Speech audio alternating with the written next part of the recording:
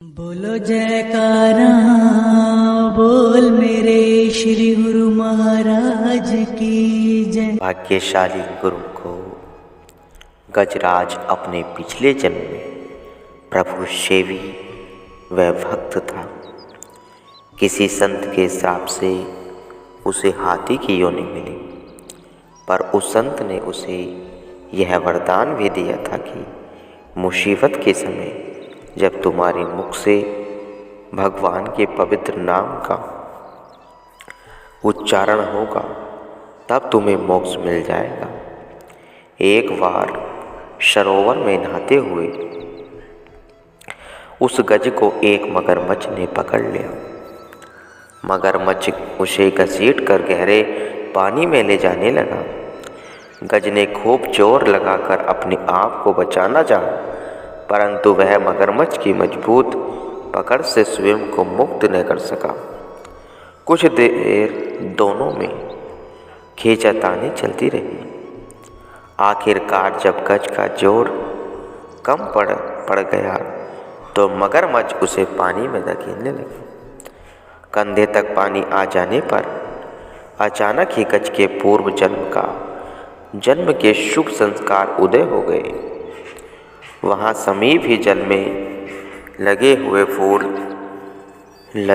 कमल के फूल को अपनी सूंड से तोड़कर ऊपर उठाकर भगवान के नाम का उच्चारण कर वह कातर स्वर में भगवान को पुकारने लगा और विनती करने लगा कि हे भगवान, कृपा करके मेरी रक्षा कीजिए। आप सबका बेड़ा पार करने वाले, मेरा भी उद्धार करें। भगवान उसकी करुणा पुकार को सुनकर उस समय गरुड़ पर सवार होकर सुदर्शन चक्र धारण कर प्रकट हुए और उन्होंने मगरमच्छ को मारकर उसके प्राणों की रक्षा की। भगवान का साक्षात दर्शन एवं स्पर्श पाकर गज ने मुक्ति को प्राप्त किया। प्रभु के पावन नाम की महिमा के प्रताप से ही यह सब संभव हुआ। गणिका की कथा इस प्रकार है। एक वेश्या थी।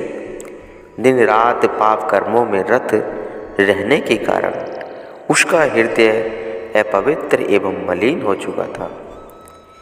एक बार एक महात्मा जी अलग जगाते हुए उसके द्वार पर आ पहुँचे और आकर भिक्षा मांगने लगे। संत महात्माओं का पवित्र दर्शन सदैव मंगलकारी ही हुआ करता है। किसी वीर भाग्यशाली जीव को ही उनके दर्शनों का यह दुर्लभ संयोग नसीब होता है।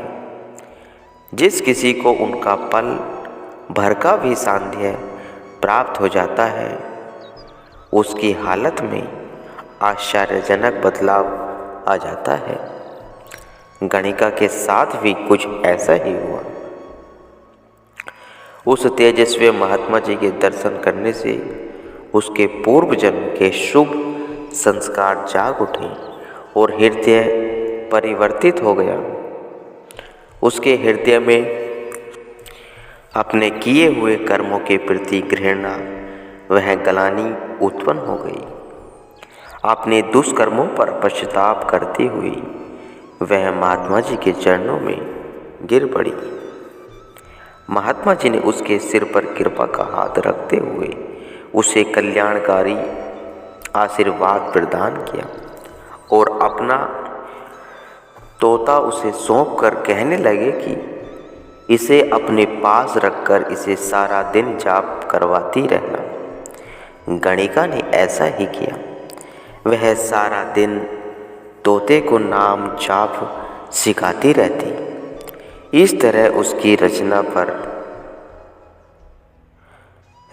पर सदैव नाम का ही जाप होते रहने से उसका नाम का अभ्यास दृढ़ हो गया। स्थिति ऐसी बन गई कि सोते जागते उठते बैठते हर समय उसकी जिह्वा पर भगवान का ही नाम रहने लगा।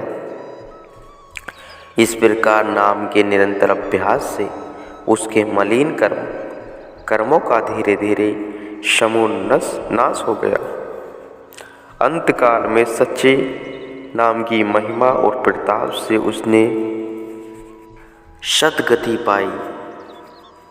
नाम की सभी सुखों की खान है, नाम ही सभी सुखों की खान है। ये नाम हर सांस में लिया जाता है। नाम का आधार लेने वाला कभी धोखा नहीं खाता। गुरु वाणी में वर्णन आया है, मन नाहू सोई जिणी जाए, अहुरी करम लेके लाए। सत्पुरुष फरमाते हैं कि जो नाम से प्रीत लगाता है वही विजय होता है, वह दुनिया के सभी बंधनों से मुक्त हो जाता है।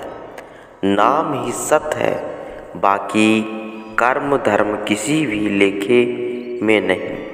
इसलिए तू उसी पर भरोसा रख जो भरोसा रखने योग्य हो, और उसी को ही दिल में बसा जिसे दिल में बसाने से सुख शांति की अनुभूति हो।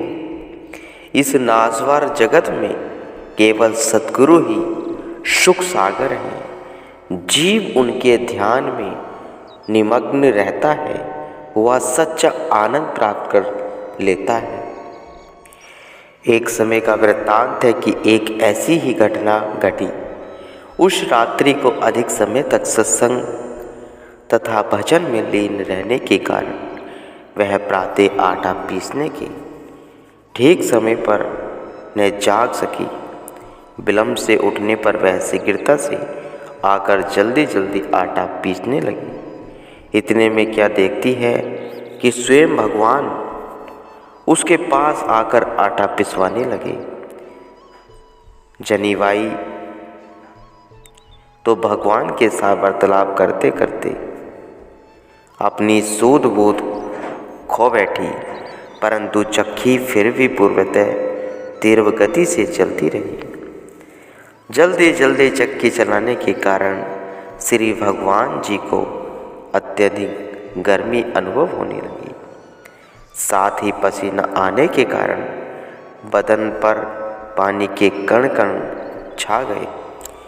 उस समय भगवान अपने मनोहर कंठ में जो हीरो जड़ा अमूल्य भारी हार धारण किए हुए थे, गर्मी लगने के कारण उन्होंने जल्दी में हार उतार कर नीचे चक्की के पास ही रख दिया और द्रुत गति से चक्की चलती रही, क्योंकि लोगों के जगाने का समय लगभग हो चुका था।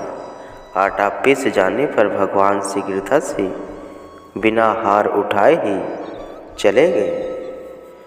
जल्दी जाने के कारण वह हीरो जड़ित हार वहीं पर रह गया, जहाँ निकट ही जनीबाई प्रेम में सूध बूध खोकर समाधि में लीन हुई बैठी थी।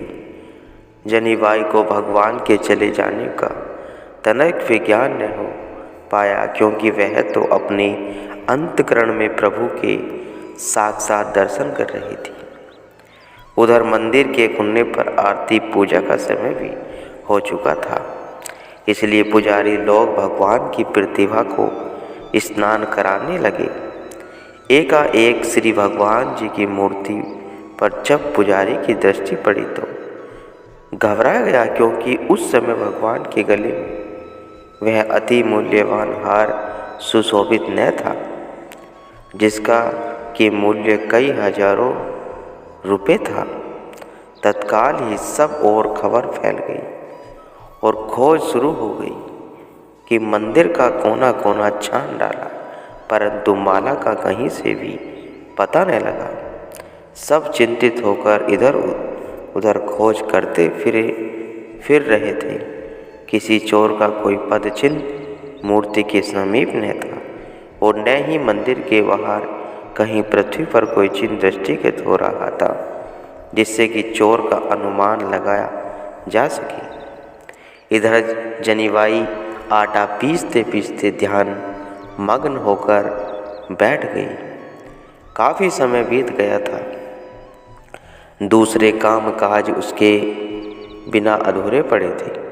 बहुत देर तक उसे आया ने देखकर नामदेव जी के सेवक उसे खोजते हुए उसी कमरे में आए जहाँ की आटा पिसा पड़ा था।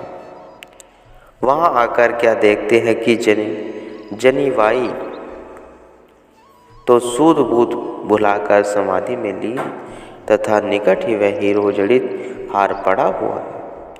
माला को देखकर वह पहले तो आश्चर्यचकित रह गई, पश्चात परस्पर कहने लगी, हार तो इसने ही चुराया है। देवालय से यह आंखें मूंदना और समाधि लगाना तो बगुले भक्त का सा आडंबर है। इतना कहकर उन्होंने जनीबाई को जगाया और मंदिर के पुजारी को भी समाचार दिया कि हीरो जड़ित हार जनीबाई से प्राप्त हुआ है। बस फिर क्या था, चोरी का अपराध जनीबाई पर लगाया गया तथा उसे बंदी बना लिया। साध्वी जनीबाई को अपराध की भांति राजा साहिब जी के समक्ष उपस्थित किया गया। जब हीरो जड़ित हार के विषय में उससे पूछा गया तो जनीबाई ने अपना अपराध स्वीकार करने से नितांत अस्वीकृति दे दी।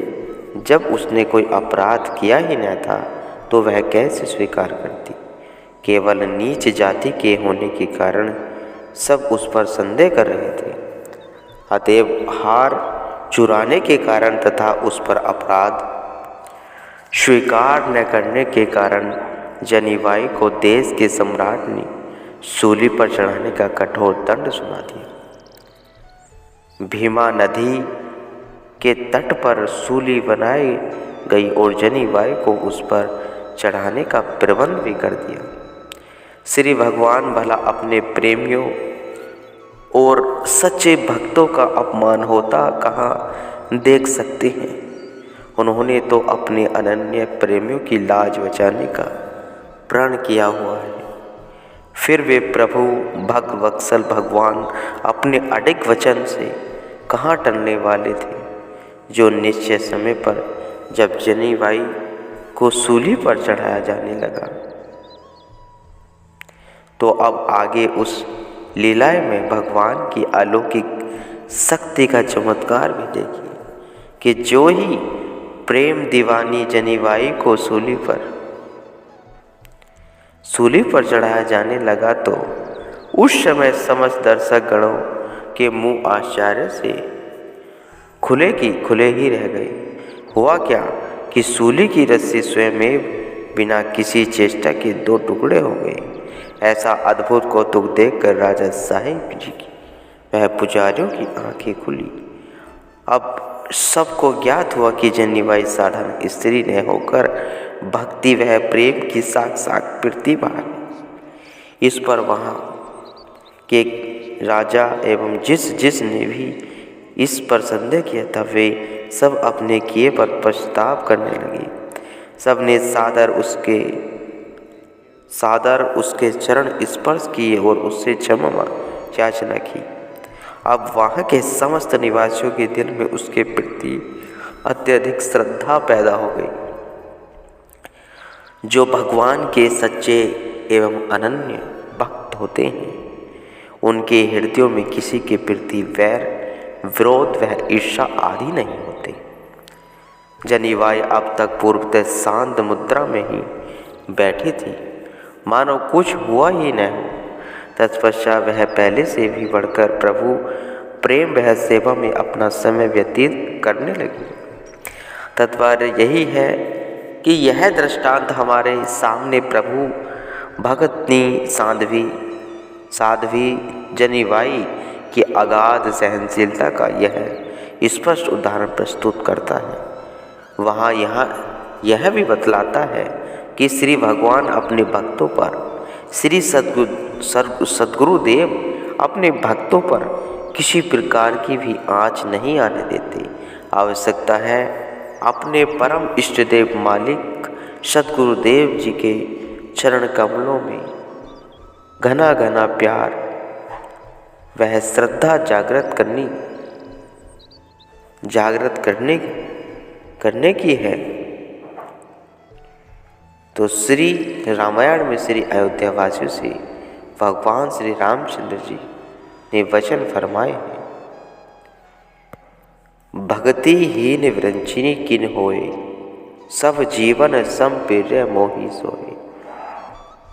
भगतवान अति नीची हु प्राणी, मोहे प्राण प्रिय असमम ब्रह्माणी। भक्ति से हीन अथवा शून्य प्राणी चाहे ब्रह्म समान ही क्यों न हो, परंतु वह मेरे लिए साधारण जीवों की भांति ही है, प्रिय है। अर्थात जिस प्रकार सृष्टि के समस्त प्राणी मेरे अपने उपजाए हुए मुझे प्रिय लगते हैं, वैसे ही भक्त से वंचित चाहे कितने भी उच्च श्रेणी का क्यों न हो, उसका स्तर उतना ही हमारी दृष्टि में होगा, विशेष नहीं। उसकी तुलना में भक्तिवान प्राणी चाहे अति नीच हो, लेकिन वह भक्त जन मुझे प्राणों से भी बढ़कर प्यारा लगेगा, ऐसा हमारा कथन है।